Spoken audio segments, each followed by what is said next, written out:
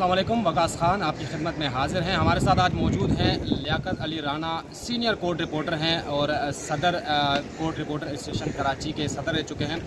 इनसे आज तफसीली बात करेंगे दुआ ज़हरा केस के हवाले से। अच्छा राना भाई, ये बताइएगा कि शुरू से अब तक आप केस देख रहे हैं, ये जो मामला भी सिटी कोर्ट में चल रहा है, कभी MLO के लिए दरख्वास्त दी जा रही है, कभी जो है यानी क्या आपको क्या नज़र आ रहा है इस केस में? सिंध हाई कोर्ट के अहकामात मौजूद हैं, सुप्रीम कोर्ट की डायरेक्शंस मौजूद हैं, उसके बावजूद दुआ ज़हरा आप कराची में दारुल अमान में मियाँ बीवी एक दूसरे से दूर हैं, क्या कहेंगे, आपकी क्या राय है? देखें, एक चीज़ तो पहले समझ नहीं आती, जो मामला सिंध हाई कोर्ट सेटल कर चुका है, सिंध हाई कोर्ट ये करार दे चुका है कि दुआ ज़हरा के ओथ स्टेटमेंट के बाद कि ये अगवा का केस नहीं है। जब सिंध हाई कोर्ट अगवा का केस ख़त्म कर चुका तो ये दोबारा अगवा का केस कैसे चल पड़ा? फिर ये सुप्रीम कोर्ट में मेहदी काज़मी ने दरख्वास्त दायर की, उस पर 3 रुकनी बेंच ने एक डिसीजन दिया और जब देखा कि मेहदी काज़मी ने ये देखा कि फ़ैसला शायद उसके खिलाफ है, तो उसने वकला की कंसर्न से ये केस अपनी जो एप्लीकेशन थी उसको विड्रॉ कर लिया।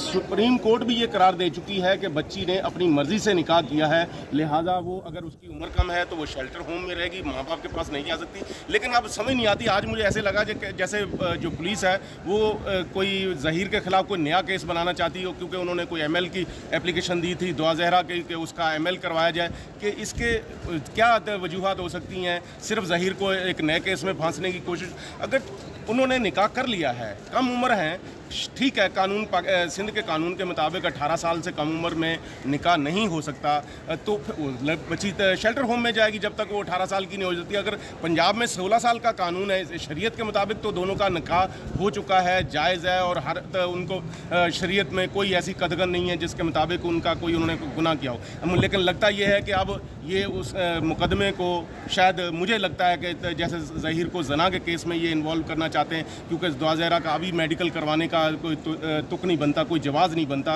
आज ज़हीर की बेल एप्लीकेशन लगी हुई थी, लेकिन पुलिस ने चलान के लिए चूँकि टाइम ले लिया, तफ्तीशी अफसर ने, तो अदालत में दोनों जो मुलज़म और दीगर मुद्दई है उनके फ़रीक़ैन के वकला ने ये कहा कि चूँकि चलान नहीं आया तो हमें तारीख दे दी जाए, जिस पर अदालत ने 17 अगस्त की डेट दी है, जिस पर ज़हीर की मुलज़म ज़हीर अहमद की जो एप्लीकेशन है, बेल एप्लीकेशन, उस पर आर्गूमेंट्स होंगे, वकला आर्गूमेंट्स करेंगे। लेकिन एक चीज़ समझ नहीं आती, जो चीज़ सेटल सिंध हाई कोर्ट कर चुका है, लाहौर हाई कोर्ट कर चुका है, सुप्रीम कोर्ट कर चुकी, वो नीचे जुडिशल मजिस्ट्रेट या ADJ कैसे टेकअप कर सकते हैं? ये अभी अब इस सिलसिले में मेरे ख्याल में कोई बड़े लॉयर से हमें मशवरा करना चाहिए कि ये केस को किस रुख पे लेके जा रहे हैं। 2 बच्चों ने गलती की लेकिन निकाह किया, वो गुनाह तो नहीं किया। अगर बच्ची की उम्र कम है तो वो शेल्टर होम में रहे, लेकिन उसको प्रेशराइज़ करके ज़बरदस्ती तो ये कहा जा रहा है कि आप अपने शोहर के खिलाफ स्टेटमेंट रिकॉर्ड करवाएं। पिछले दिनों जब 2 दिन पहले दुआ ज़हरा को लाया गया यहाँ, तो दुआ ज़हरा बार बार हाथ उठा के मजिस्ट्रेट से ये रिक्वेस्ट कर रही थी कि मैं कुछ कहना चाहती हूँ, लेकिन अदालत ने उसकी बच्ची की नहीं सुनी।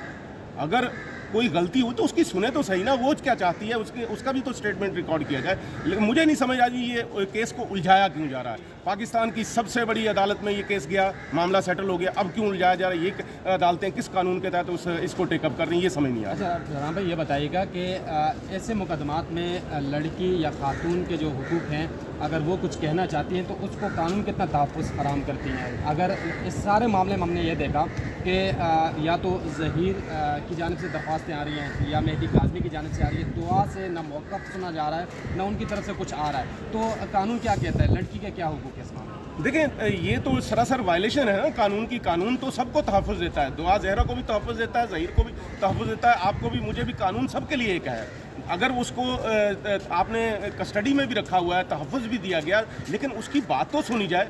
अगर उसने, चलें इनके बकौल के उसने उसको अगवा किया गया, अगर उसको अगवा भी किया गया तो मुगविया की बात तो सुनी जाए, उसका मौक़िफ़ तो लिया जाए। वो जब बार बार कह रही है, ओथ पे कह रही है कि मुझे अगवा नहीं किया गया, अब उसको आपने शेल्टर होम में से पंजाब से ला के यहाँ रख लिया, तो जब वो बात करना चाह रही है तो अदालत उसकी बात सुने।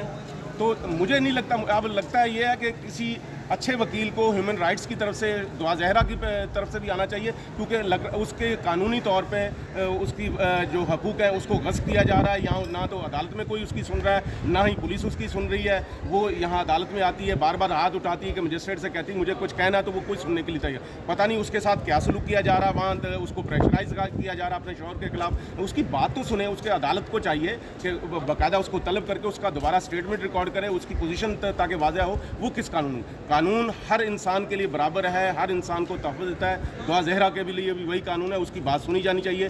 जो वो कहती है उसको कम से कम सुना तो जाए, रिकॉर्ड पर तो लाया जाए, अदालती रिकॉर्ड का हिस्सा तो होना चाहिए।